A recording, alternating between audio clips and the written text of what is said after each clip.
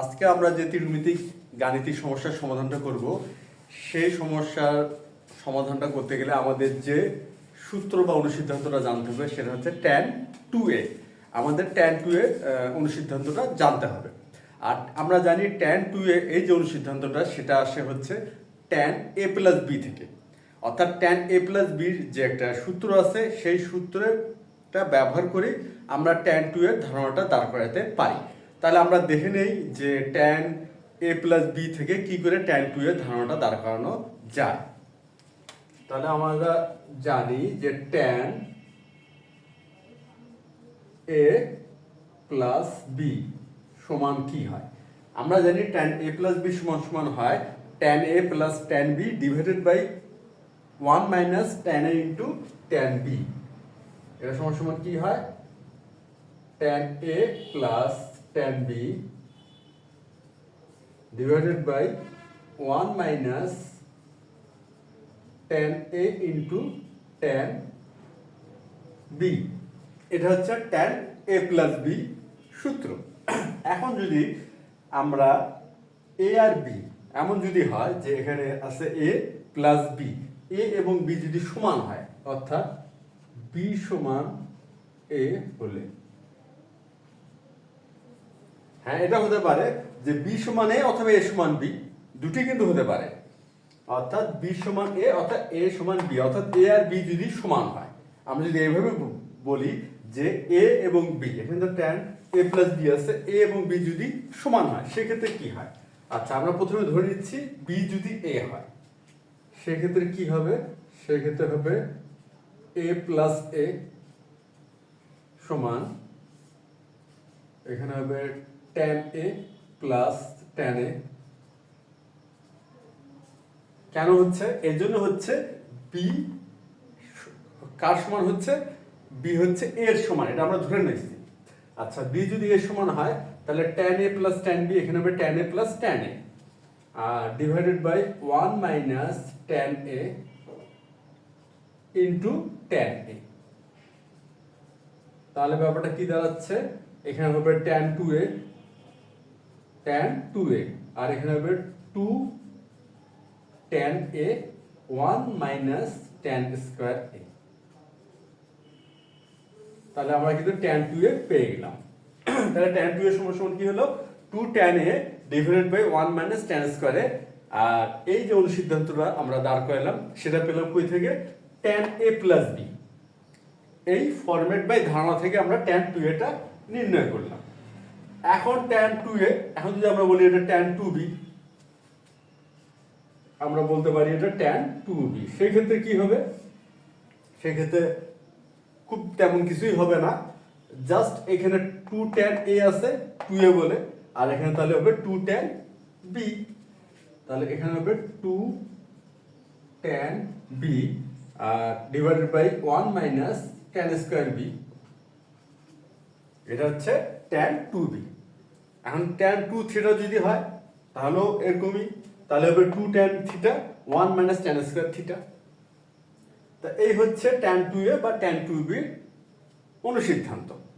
এখন আমরা আজকে এই অনুসিদ্ধান্ত ধারণাটা ব্যবহার করব, তারপরে সরলের যে কিছু গাণিতিক যে ক্যালকুলেশন আছে, যোগ বিয়োগ গুণ ভাগ বা ভগ্নাংশের যোগ বিয়োগ গুণ ভাগ, সেই ধারণাগুলো ব্যবহার করে আজকে আমরা গাণিতিক সমস্যাটার সমাধান করব। এখন আমরা দেখে নিই আজকে আমাদের গাণিতিক সমস্যাটা আসলে কি। এখানে দেওয়া আছে 4 tan 2b সমান 3 tan a, অর্থাৎ এই মানটা আমাদের দেওয়া আছে। হলে দেখাও যে tan a মাইনাস b সমান সমান হচ্ছে 3 tan square b minus 5 tan b divided by 5 tan cube b plus 3। আচ্ছা, tan a মাইনাস b সমান এটা দেখাতে হবে যদি 4 tan 2b সমান 3 tan a হয়। আমাদের হলো প্রশ্নটা হচ্ছে এমন। তাহলে আমরা এখন সমাধানটা শুরু করব। আর আমরা তো এখানে জেনে নিলাম যে tan 2a বা tan 2b সমান কি লেখা যেতে পারে। এখন এখানে কি দেওয়া আছে? এখানে দেওয়া আছে এখানে 4 tan 2b সমান 3 tan a, এটা দেওয়া আছে।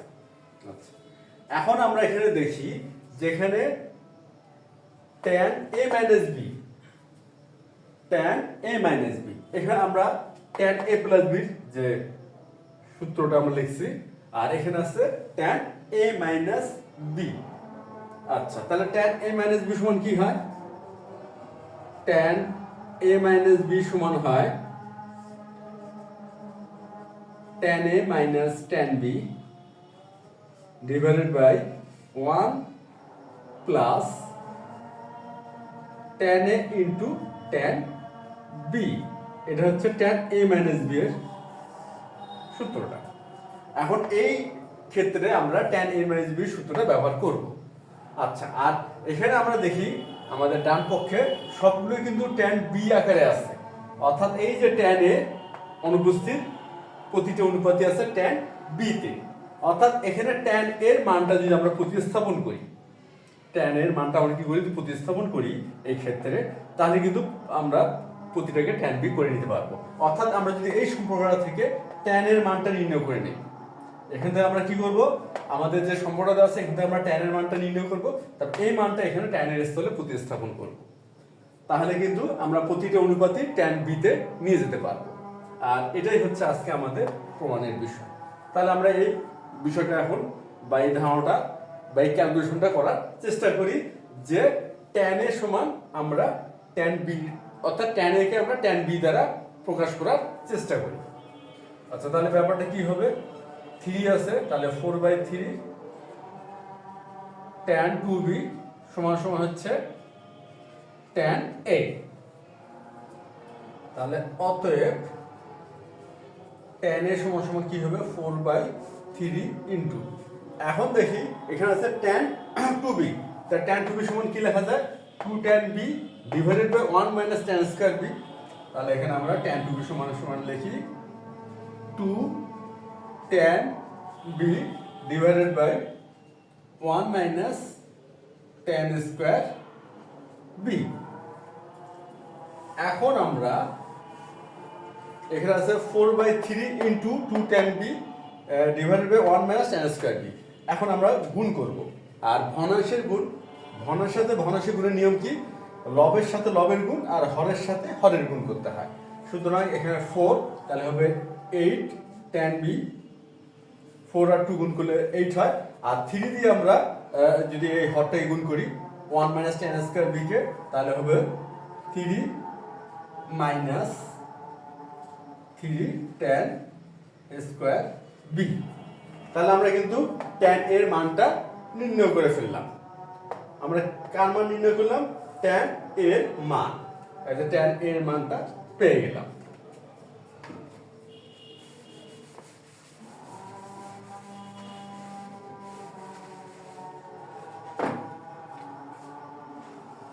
আচ্ছা, এখন আমরা কি করব, এই যে এটা যেহেতু প্রমাণ অঙ্ক, আমরা এখন বাম পক্ষটা নিব, আমরা বাম পক্ষ নিয়ে কাজটা করব।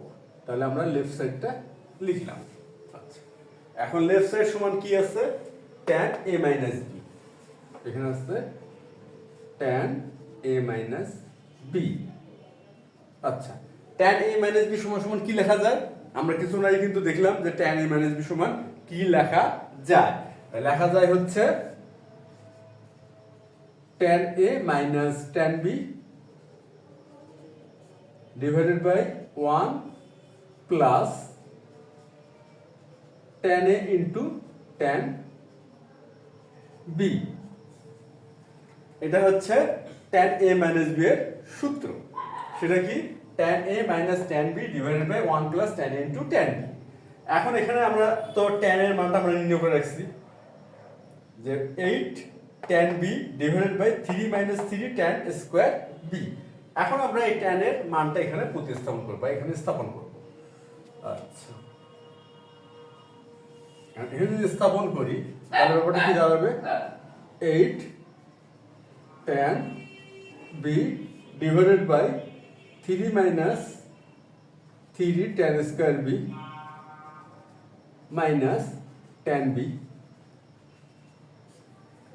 আচ্ছা, তারপর এখানে 1 প্লাস, এই যে এখানে ট্যান এ আছে, ট্যান এর স্থলে ট্যান এর মানটা স্থাপন করি, তাহলে 8 tan b divided by 3 minus 3 tan square b into tan b.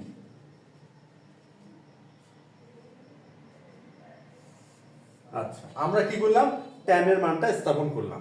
এখন আমরা একটা বিষয় যদি খেয়াল করি, এখানে যে প্রতিটি অনুপাত ট্যান বি হয়ে গেছে, প্রতিটি অনুপাত কি হয়েছে, ট্যান বি হয়েছে, অর্থাৎ যেটা কিনা সাদৃশ্যপূর্ণ হচ্ছে আমাদের ডান পক্ষের সাথে। এই যে ডান পক্ষে প্রতিটি অনুপাতে কিন্তু ট্যান বি আছে, প্রতিটি অনুপাতে ট্যান বি। আমাদেরও কিন্তু এই ট্যান এর মানটা স্থাপন করাতে প্রতিটি অনুপাতে কিন্তু ট্যান বি হলো। এখন যদি আমরা এই গাণিতিক ক্যালকুলেশনটা করি, তাহলে আশা করা যায় যে আমাদের ডান পক্ষটা আমরা নিয়ে আসতে পারবো, মানে ক্যালকুলেশনের মাধ্যমে এই ডান পক্ষের সমান একটা মান আমরা নিয়ে আসতে পারবো। তাহলে এখন আমরা গাণিতিক ক্যালকুলেশন করব। আচ্ছা, এখন দেখি আমরা লবের যে বিষয়টা আছে আর হরের যে বিষয়টা আছে, এখানে যদি আমরা ভগ্নাংশের, লবের ক্ষেত্রে করতে হবে ভগ্নাংশের বিয়োগ, আর হরে করতে হবে ভগ্নাংশের যোগ। আর ভগ্নাংশের বিয়োগ বা যোগ করার যে পদ্ধতি, সেই পদ্ধতিটা যদি আমরা এখানে অনুসরণ করি, তাহলে মনে হয় আমাদের হিসাবটা হয়ে যাবে। আচ্ছা, তাহলে এখানে লসাগু কত হবে, যেহেতু আমরা ভগ্নাংশের বিয়োগ করব, তার লসাগু হবে 3 মাইনাস 3 ট্যান স্কয়ার বি। তাহলে হবে 3 মাইনাস 3 ট্যান স্কয়ার বি। আচ্ছা, তাহলে এই ক্ষেত্রে কি হবে, আমাদের এই লসাগুর সাথে এই যে লসাগুর সাথে আমাদের এই হরটা কিন্তু মিলে যায়। তাহলে এখানে হবে 8 ট্যান বি মাইনাস, আর এই ক্ষেত্রে কি হবে, এই ট্যান বি এর নিচে 1 আছে, যদি 1 আছে তাহলে আমরা এই যে লসাগু যেটা হলো সেটার সাথে এটা কি করব, গুণ করে দেব, অর্থাৎ tan b into 3 minus 3 tan square b. আচ্ছা, আমাদের কিন্তু লবের কাজটা হয়ে গেল। এরপর হচ্ছে হরের কাজটা কি হবে, মোটামুটি একই, আমরা ভগ্নাংশের যোগ করবো এক্ষেত্রে, অর্থাৎ লসাগু। এখানেও কিন্তু লসাগু, তাই হলো 3 মাইনাস 3 ট্যান স্কয়ার বি। তারপরে এখানে 1 আছে, তাহলে এখানে হচ্ছে 3 মাইনাস 3 ট্যান স্কয়ার বি, আর প্লাস কি হবে, যেহেতু 3 মাইনাস 3 ট্যান স্কয়ার বি আর আমাদের যে লসাগু 3 মাইনাস 3 ট্যান স্কয়ার বি মিলে গেছে, বা ভাগ করলে 1 হয়, সেক্ষেত্রে এখানে হবে 8 tan square b, 8 tan square b. আচ্ছা, এখন কি হলো, তাহলে আমরা এই যে লব, এটা হলো লব, এটা হচ্ছে হর, আর এখানে হচ্ছে ভাগ। আর ভাগের ক্ষেত্রে কি বিষয়টা ঘটে, ভগ্নাংশে ভাগের ক্ষেত্রে আমাদের এইটা বিপরীত ভগ্নাংশ করে গুণ করতে হবে, অর্থাৎ হরে যে ভগ্নাংশটা আছে তার বিপরীত করে গুণ করতে হবে। তাহলে আমরা এখন এই কাজটা করব। আচ্ছা, তাহলে এখানে আমরা 8 ট্যান বি মাইনাস, এখানে আমরা গুণ করে ফেলি, তাহলে হচ্ছে কি মাইনাস 3 ট্যান বি মাইনাস হচ্ছে প্লাস 3 ট্যান হচ্ছে cube b, 3 tan cube b. আচ্ছা, বাই হবে ডিভাইডেড বাই আমাদের কি হবে 3 মাইনাস 3 ট্যান স্কয়ার বি। আচ্ছা, আর গুণন কি হবে 3 minus 3 tan square b, 3 minus 3 tan square b, যেহেতু এর ভগ্নাংশটা আমাদের কি হলো, বিপরীত হলো, আর ডিভাইডেড কি হবে, ডিভাইডেড হবে হচ্ছে 3 মাইনাস 3। আচ্ছা, এখানে কি হচ্ছে, এখানে minus 3 tan square b plus 8 tan square b আছে, তাহলে এখানে আমরা একবারে লিখে দিতে পারি প্লাস 5 ট্যান স্কয়ার বি। আচ্ছা, এখন আমরা যদি একটু খেয়াল করি, তাহলে এই আমাদের যে 3 মাইনাস 3 ট্যান স্কয়ার বি আর এখানে 3 মাইনাস 3 ট্যান স্কয়ার বি মিলে গেছে, তাহলে যদি মিলে যায় তাহলে আমরা এটাকে যদি ভাগ করি তাহলে হয়ে যাচ্ছে 1। আর এই ক্ষেত্রে কি হচ্ছে, এই ক্ষেত্রে হচ্ছে 8 ট্যান বি থেকে যদি 3 ট্যান বি বিয়োগ করি তাহলে হবে 5 tan B, 5 tan B plus 3 tan cube B, আর এখানে আসতেছে হচ্ছে 3 প্লাস 5 tan স্কোয়ার বি। তাহলে এখানে আসছে 5 tan b plus 3 tan cube b, এখানে 3 প্লাস 5 tan স্কোয়ার বি। তাহলে এখানে একটু মানে ভুল ছিল, এখানে আমাদের হচ্ছে স্কোয়ার হবে আর এখানে হবে কিউব। আচ্ছা, তাহলে ব্যাপারটা কি দাঁড়ালো, 5 tan b plus 3 tan cube b divided by 3 plus 5 tan square b. তাহলে কিন্তু আমাদের এই বাম পক্ষ থেকে আমরা ডান পক্ষটা নিয়ে আসতে পারলাম। তাহলে এখানে আমরা কি ব্যবহার করলাম, এখানে আমরা tan 2b এর যে অনুসিদ্ধান্তটা আছে সেই অনুসিদ্ধান্তটা এখানে আমরা ব্যবহার করছি। আচ্ছা, কেন ব্যবহার করছি, এই জন্য ব্যবহার করছি, আমরা ডান পক্ষটা যে খেয়াল করলাম এখানে প্রতিটি অনুপাতে কি দেওয়া আছে, tan b অনুপাতটা আছে। যেহেতু এখানে প্রতিটি অনুপাতে tan b অনুপাত আছে, আর আমরা জানি tan a মাইনাস b হয় হচ্ছে tan a minus tan b divided by 1 plus tan a into tan b। এই জন্য আমরা যে মানটা আমাদের দেওয়া আছে, এই মান থেকে আমরা tan এর মানটা নির্ণয় করার চেষ্টা করছি। আচ্ছা, tan এর মানটা নির্ণয় করছি, যেখানে tan এর মানটা চলে আসছে কি tan b মাধ্যমে। আচ্ছা, তারপরে এখানে যখন tan এর মানটা আমরা স্থাপন করছি, তা প্রতিটি অনুপাতে কি হয়ে গেছে, tan b হয়ে গেছে। তারপর আমরা সরলের নিয়মে বা সরল ম্যাথ যেভাবে করে তাদের গাণিতিক যে ক্যালকুলেশনগুলো ধারাবাহিকভাবে করলাম, করে কিন্তু অবশেষে আমাদের প্রমাণটা হয়ে গেল। আচ্ছা, এখানে বলা হচ্ছে দেখাতে হবে, তাহলে আমরা লিখবো দেখানো হলো।